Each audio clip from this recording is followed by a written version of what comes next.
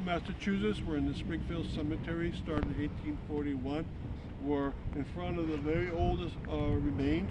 This is not the first burial in the cemetery. The reason why these were moved in 1850, the cemetery started in 1841. So these are the burials that were moved from downtown Springfield. These are the pioneers of Springfield. There used to be a cemetery right in that courtyard area, and they moved them out of there.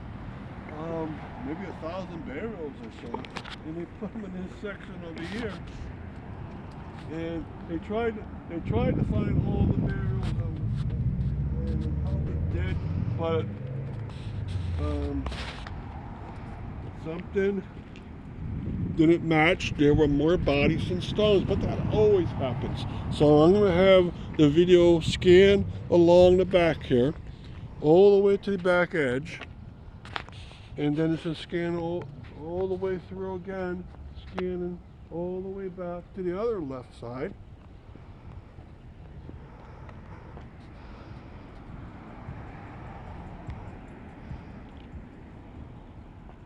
And it keeps going and going down that side. So what happens is people are buried while stone a lot of the times, maybe more than half.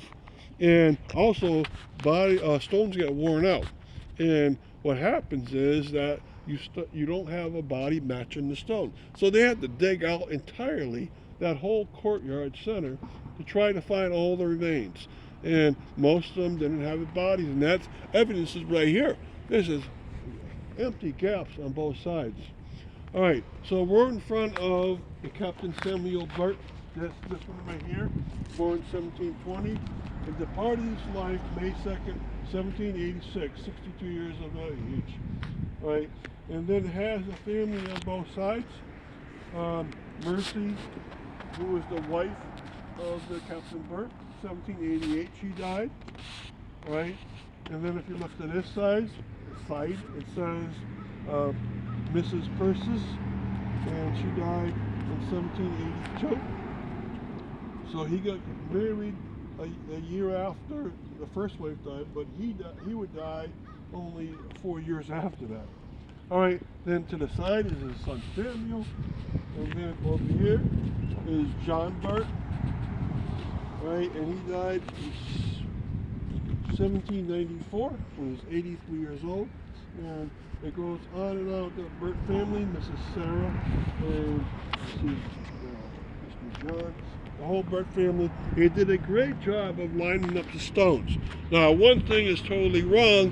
When they moved those stones, pre-1850, every headstone had a footstone, and the headstone would face towards the west. The head would be nearby, the deceased would be nearby. The feet would be stretched out, and the feet would point to the east. The head would point towards the west, and the headstone would point towards the west, and the footstone would point outwards towards the east. Now, they did it right with the headstone. They were all pointing west, but they threw all the footstones out. There's no footstones here. That's horrible. But that was very typical when they did movements, and even when they didn't do movements, they would just start to throw footstones out. Not good.